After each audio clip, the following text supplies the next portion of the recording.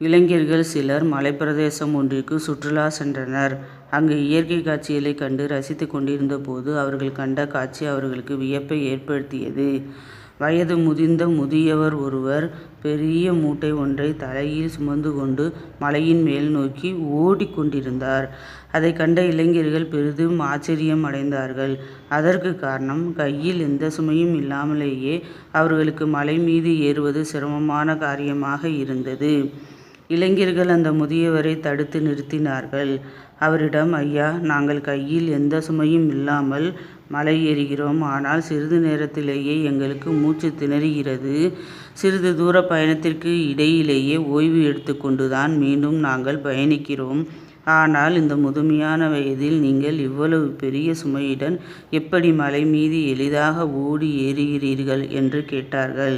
அதற்கு அந்த முதியவர், இளைஞர்களே, நான் மலை மீது உள்ள கிராமத்தில்தான் வசிக்கிறேன். மலையின் அடிவாரத்தில் சிறு நகரம் இருக்கிறது.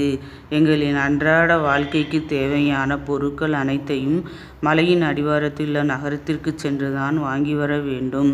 சிறு வயதிலிருந்தே சிறு சிறு பொருட்களை வாங்கி கொண்டு மலை மீது ஏறிச் செல்வேன்.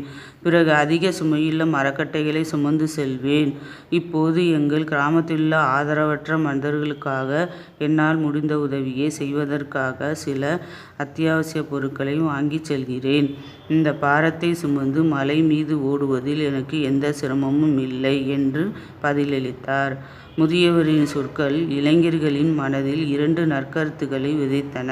அதாவது, தொடர்ந்த பயிற்சியின் மூலம் நாம் எதையும் எளிதாக சாதிக்க முடியும். மற்றொன்று, மற்றவர்களுக்காக நாம் ஒரு நன்மையை செய்யும்போது நமது ஆற்றல் பன்மடங்காக பெருகும் என்பன அவை. சப்ஸ்கிரைப் பண்ணுங்க, ஷேர் பண்ணுங்க, லைக் பண்ணுங்க.